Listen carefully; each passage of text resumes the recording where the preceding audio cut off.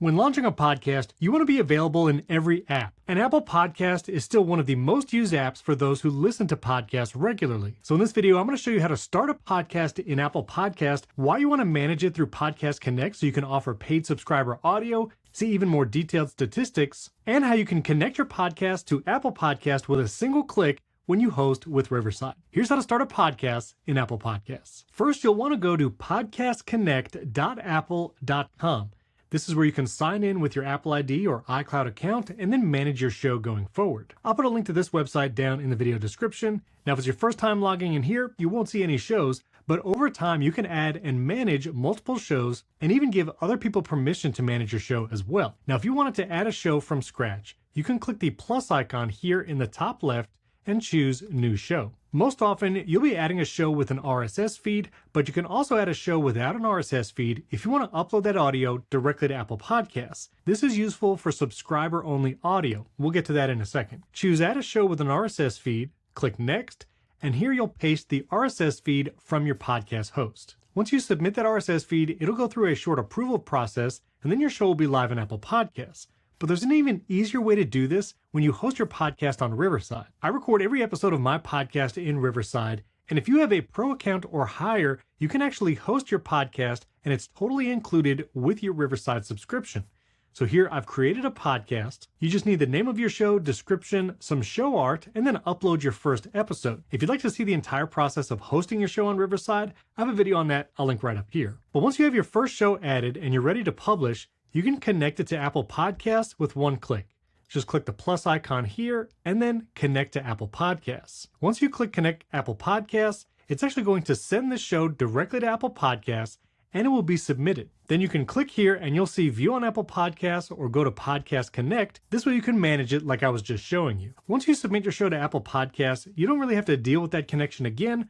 Just add new episodes to Riverside or your podcast host, and they'll appear in Apple Podcasts and everywhere you can get your podcasts automatically. Now, if you want to see some additional metrics and add subscriber or paid audio to Apple Podcasts, log into Podcast Connect like we did at first, and then you'll see your shows listed down here. I'll choose Primary Technology, the show that I submitted, and then I can go over to Episodes. Now, new episodes that you add in your podcast host, like Riverside, will appear here automatically. You'll see that free RSS audio underneath each podcast episode. But you can also offer paid subscriptions that could be ad-free or bonus episodes by uploading directly here in Apple Podcasts. So if I click the plus icon here next to all episodes, I can create a new episode. We can just call it bonus content. And here I can add a title and description for this episode. And when I upload the audio, I can tell it to be subscriber only. That means only people who pay for my additional content in Apple Podcasts can listen to this episode. You'll see here, if I go to my podcast in Apple Podcasts,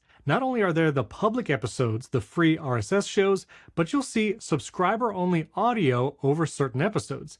That means to listen to it, someone needs to actually pay for our subscription. Then you can offer multiple benefits for that one paid subscription. You can choose a monthly cost or an annual cost, and people can subscribe quickly using their Apple account. You'll also see the banner here to subscribe, and you can view channel, meaning you can connect multiple podcasts in a single channel. And then when people support you monthly or annually, they can get access to multiple shows. For instance, we have a show, Primary Tech Daily. That's the daily tech news, and it's only for paid subscribers. It's a 5-minute Monday through Friday show, and I upload this directly in Apple Podcast using the method I showed you before. And if someone were to try to click play on these episodes, it will again encourage them to subscribe and support the channel. Now, if you'd like to offer those paid benefits like bonus episodes or ad-free subscriber audio, here in Apple Podcast Connect, you do need to create something called a channel. So click the plus icon and then select New Channel. Now, even if you only have a single show, you still need to create a channel to host that show. Put a title and description for that channel. It could be the same as the podcast if it's just one show. And then you'll include one of the shows that you have ownership of here in Podcast Connect. Once you've added the show that belongs in this channel, again, it can just be one show to one channel or multiple, you can get started offering a paid subscription. Down here on the subscriptions options, I can click continue. Then you'll be prompted to add some additional artwork for those cards that will encourage people to pay for your show. You can add a banner and even add pricing, a monthly price or yearly price.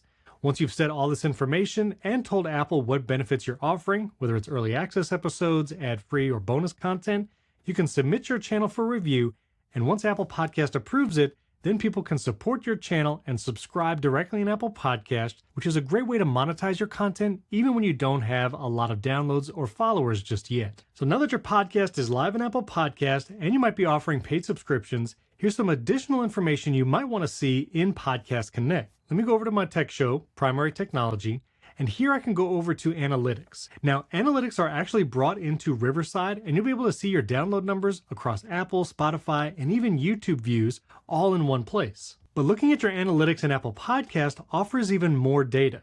For instance, you can see how many people follow the podcast as well as download or listen. Now, not everyone who follows your show will listen to every podcast because, as you probably know, you have lots of podcasts in your app and you're not listening to every episode of every show. But you can see how many followers your show has here in Apple Podcast directly, how many listeners, and you can click the little question mark icon and it tells you what that means. This is the unique devices that have played more than 0 seconds of an episode. And in addition to listeners, you can see your engaged listeners. That means they've listened to at least 20 minutes or 40% of an episode. This is the best metric for gauging how many people are truly listening and in my audience who are faithful listeners. That engaged listener metric is really key. Then if you scroll down, you can also look at the recent episodes for your podcast, and you can see how many listeners versus engaged listeners and the average consumption of an episode. And a really cool metric you should definitely look at is clicking into a specific episode, you can see a retention graph for your listeners. That means you can see what percentage or how many people are listening at any given point of the show.